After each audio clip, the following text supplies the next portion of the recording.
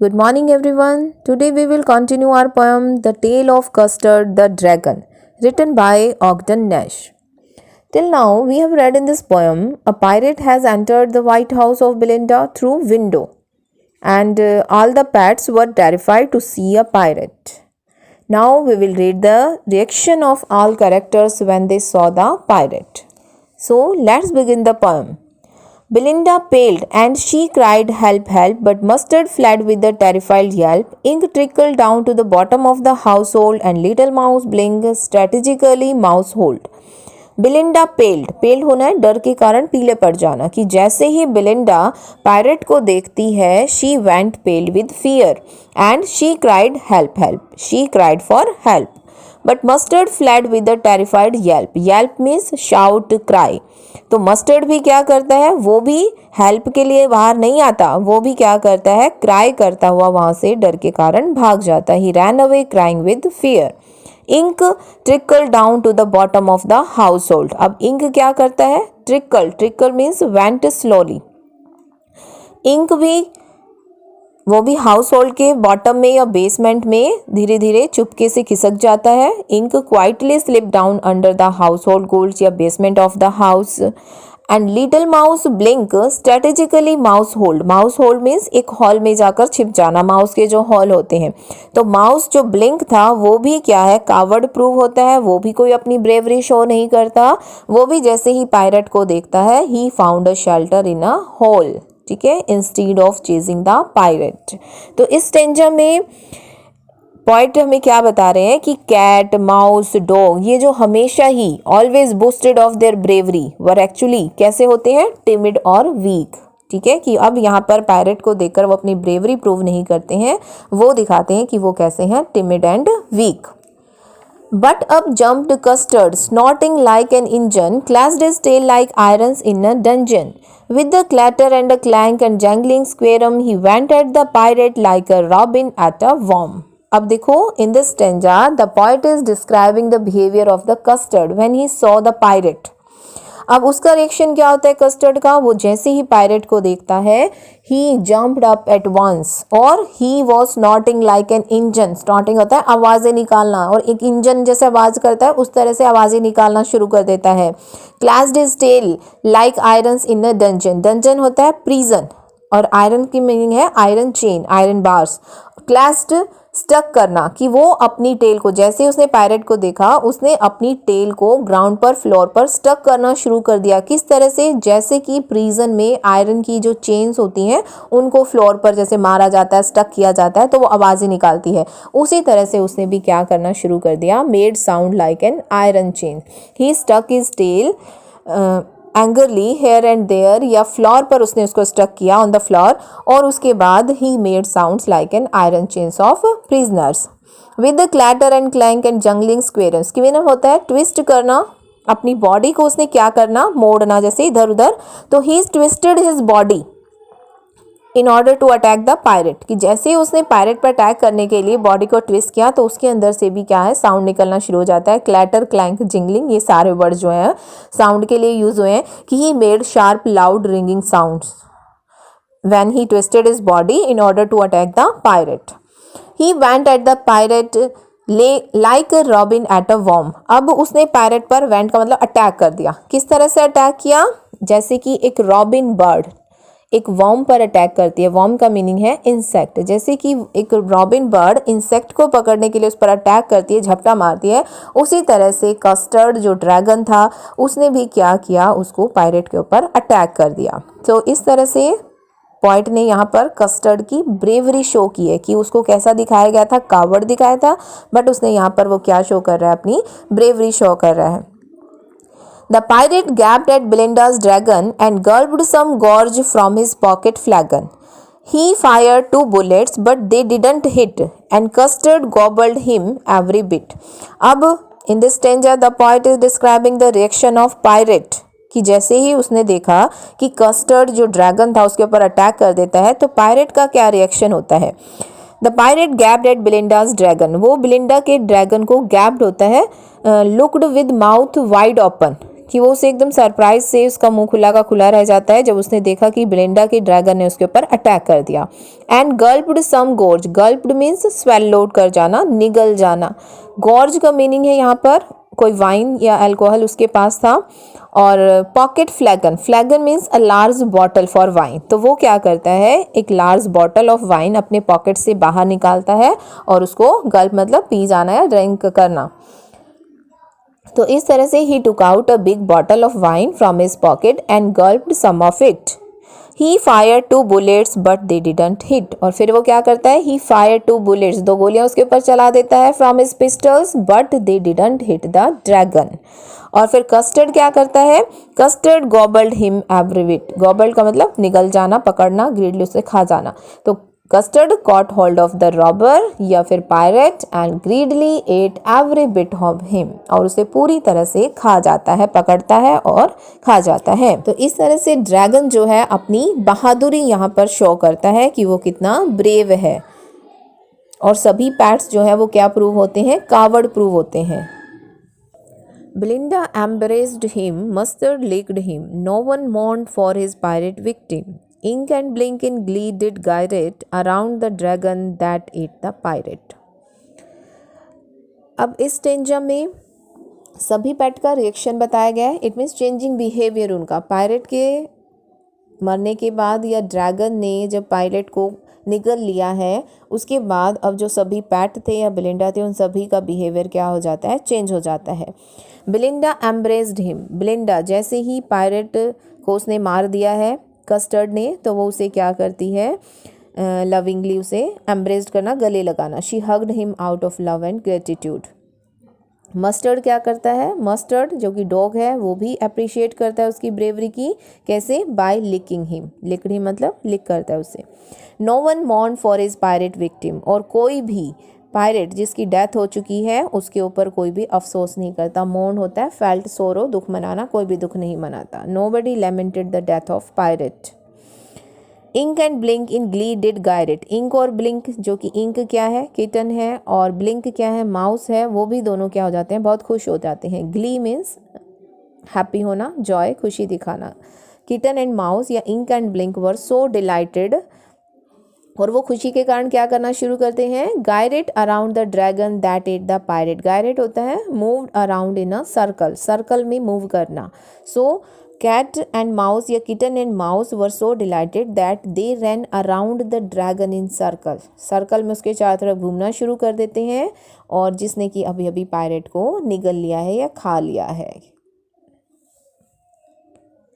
But presently up spoke little dog mustard, I would have been twice as brave if I hadn't been flustered. And up spoke Ink and up spoke Blink, we have been 3 times as brave we think. And Custard said, I quite agree that everybody is braver than me. अब इस Strange में भी दोबारा उनका behaviour जो है वो change हो जाता है सभी पैट्स का।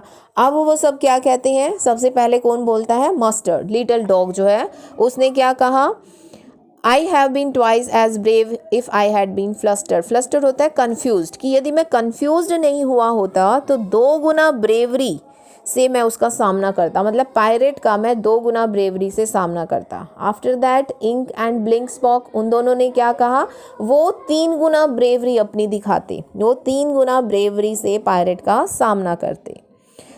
और फिर कस्टर्ड क्या कहता है, I quite agree that everybody is braver than me, और वो चुपचाप क्या हो जाता है, अग्री हो जाता है कि हाँ तुम सभी क्या हो, एवरीबडी इज़ ब्रेवर, तुम सभी मुझसे क्या हो, ब्रेव हो।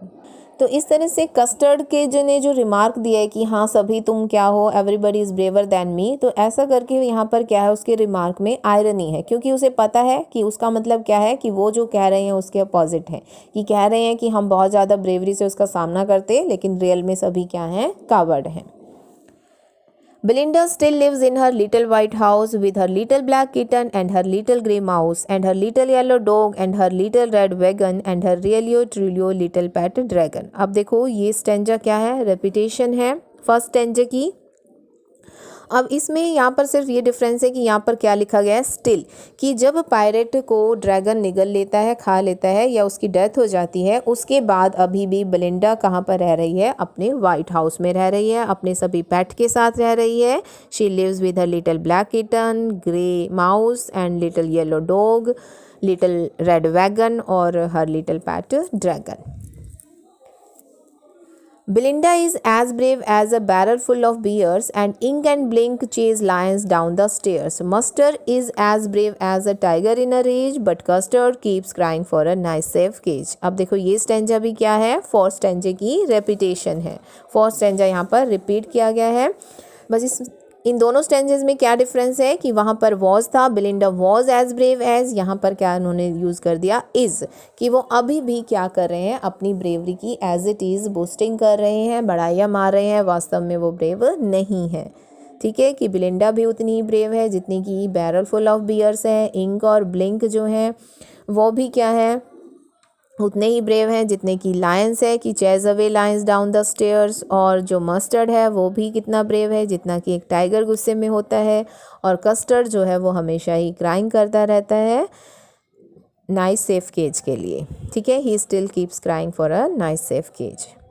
तो इस तरह से इन दोनों स्टेंजों को रिपीट करने का मतलब यहाँ पर ये है कि पॉइंट यहाँ पर ये दिखाना चाहता है कि हैबिट्स डाई हार्ड, कि हैबिट्स डाई हार्ड मीन्स कि जो आदतें हैं वो मुश्किल से ही छूटती हैं, कि उनकी जो बूस्टिंग करने की हैबिट थी वो क्या है, एज इट इज़ है। अब पायरेट जब उनके घर आया तो सभी क्या है, कावर्ड प्रूव हुए, उसके बाद भी फिर वो दोबारा उसी घर में रह रहे हैं और उसी तरह से अपनी ब्रेवरी की बूस्टिंग कर रहे हैं, और ड्रैगन को क्या समझ रहे हैं, coward. Is it clear to everyone? Now we will discuss poetic devices that have been used in this poem. First is alliteration. What is alliteration? Alliteration is same sound at the beginning of a closely connected word, that is called alliteration. For example, Belinda lived in a little white house. Lived little. L sound has been repeated. Belinda was as brave as a barrel full of beers. B sound has been repeated. Belinda brave barrel beers, and he held in his teeth a cutlass bright. He held his. Her sound has been repeated, that is called alliteration, with a clatter and a clank. Clatter, clank. K sound has been repeated here. He gulped some gorge from his pocket flagon. G sound has been repeated. Gulped, gorge, flagon. Next literary device is simile. Simile means comparison between two things using the word like or as. For example, and the little yellow dog was sharp as mustard. The poet compares Belinda's dog with mustard. Mouth like a fireplace. Mouth of custard या mouth of dragon is compared with fireplace. Belinda was as brave as a barrel full of beers. Belinda's bravery has been compared with a group of bears. Mustard was as brave as a tiger in a rage.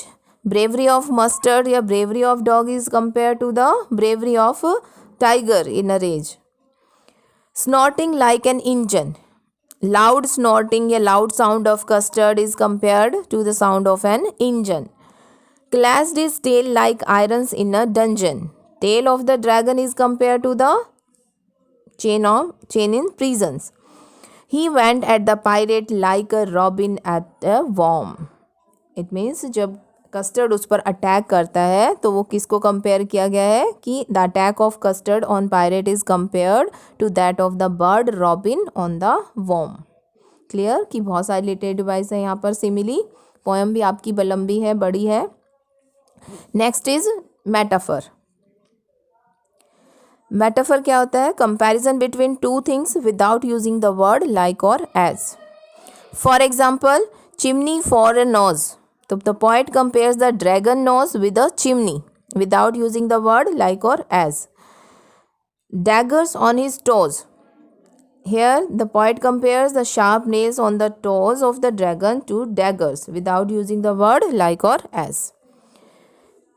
Next one is repetition. Repetition means कि when a single word has been repeated